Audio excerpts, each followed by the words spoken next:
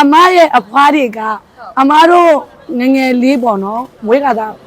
ဖြစ်မှာပေါ့အဲ့ချိန်တုန်းကအမရဲ့အဖွားတွေကအဲ့မမေ့နိုင်နေမနဲ့မြန်မာတပင်းဆိုင်မှာအရအောင်မြင်ခဲ့တာဒီလိုမျိုးပဲကြိတ်တော့အောင်မြင်ခဲ့တာအဲ့ဒါလေးဟိုအဖွားရဲ့အမွေကိုယူလိုက်တဲ့သဘောပေါ့စချင်းတော့အမ450ရပဲစတာအဲ့ကနေ150 200အဲ့ကနေပေါ့အခုကကြာဘုံတိုင်းတက်သွားတနေ့ကိုအချောင်း600ဝန်းကျင်ပေါ့အားလုံးပဲမင်္ဂလာပါရှင်ညီမတို့ခုရောက်ရှိနေရတော့မြောက်တကုံပြည်အောင်စုလမ်းမကြီးနဲ့တခင်ထုံးအုပ်လမ်းတောင်တရားထိတ်မတိုင်နားမှာရှိရဲမမေ့နိုင်ဆိုရင်အင်ဒိုကြက်ကျော်ဆိုင်လေးရောက်ရှိနေရပဲဖြစ်ပါတယ်အခုညီမတို့ညပါတော့အင်ဒိုကြက်ကျော်ဆိုတာအခု TikTok တွေ social media တွေမှာလည်းခက်စားနေတာဆိုတော့ဘလို့အရသာမျိုးတွေရှိလဲဆိုတော့ညီမတို့စမ်းကြည့်နေတယ်ပေါ့နော်မြည်ကြည့်နေတယ်အဲအကြောင်းညီမတို့အခုတငယ်ချင်းတယောက်လာစားရပဲဖြစ်ပါတယ်အဲအကြောင်းဒီဆိုင်ထဲမှာခြားပါမီနူးတွေရှိသေးလဲဆိုတော့ညီမတဲ့သူလိုက်ကြည့်ရအောင်နော်တငယ်ချင်းသွားစားရအောင်န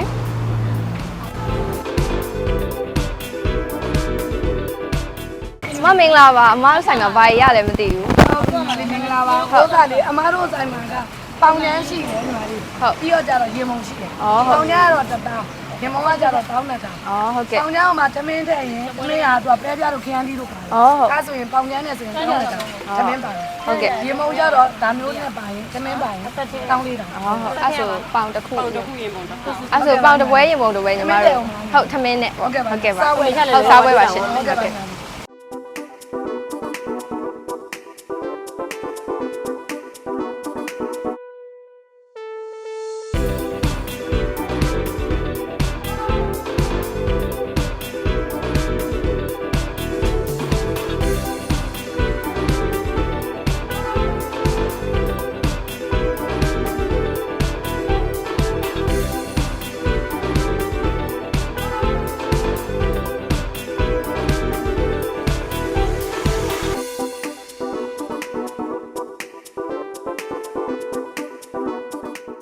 အမရဲ့နာမည်ကဒေါ်မိုးနီမာပါညီမလေးဆိုင်နာမည်ကတော့မမေ့နိုင်အင်ဒိုချက်ကျော်ပေါ့ဘလို့ကြံရခဲ့ရလဲဆိုအမ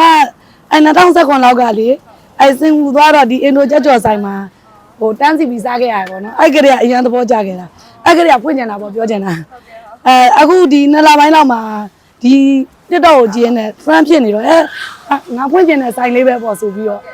အဲ့ဒီမှာထကောက်ပြီးတော့ YouTube ကနေအများကြီးလေ့လာပေါ့ကိုလည်းစားခဲ့မှုတွေအရသာတီးတော့ကြတာလေ YouTube ကနေလေ့လာပြီးတော့ကြတော့ဟို2လလောက်ဖိုင်းကြည့်တယ်ကြောင်းကြည့်ပြီးတော့မှတကြံရက်မှာဖွင့်လိုက်တာ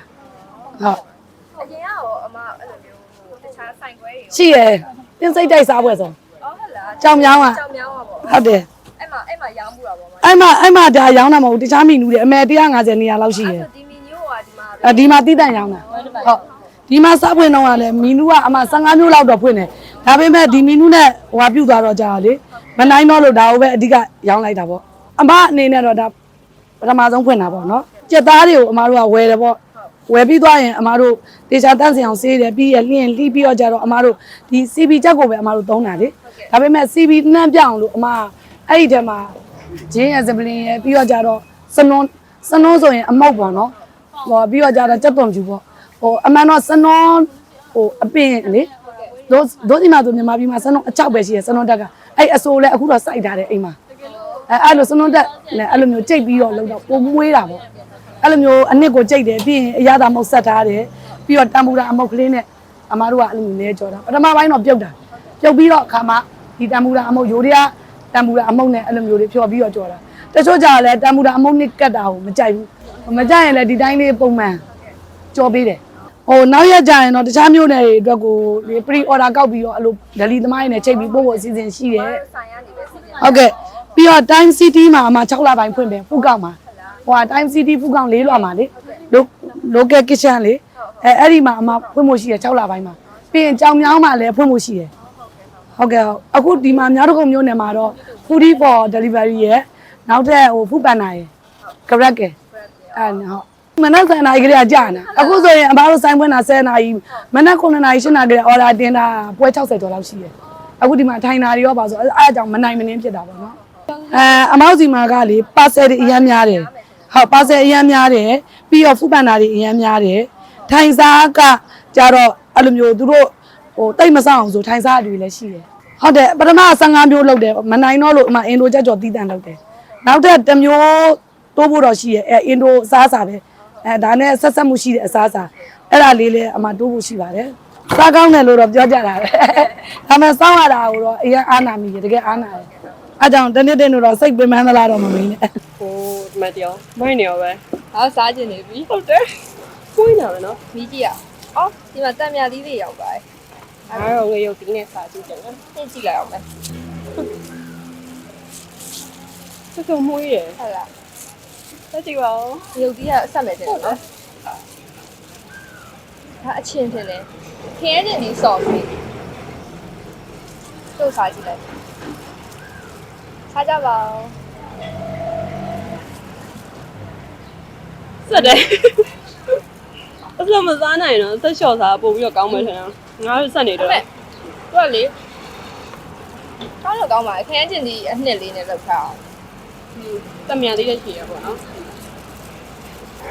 ဆော့လေးကလည်းကောင်း ဟုတ်တယ်ထမင်းနဲ့ဆိုင်တော့ကောင်းတယ်နော် ထမင်းတချို့ဆိုထမင်းနဲ့နေစားကြိုက်တဲ့သူဆိုတော့ဆို ဟုတ်တယ် အနှစ်ကြိုက်တဲ့သူဆိုရင်တော့ဒီ sauce နဲ့စားအနှစ်မကြိုက်ရင်တော့ဒီမြုပ်ကြီးလေးနဲ့ဆိုနေတာ so spicy နော် yes spicy လေ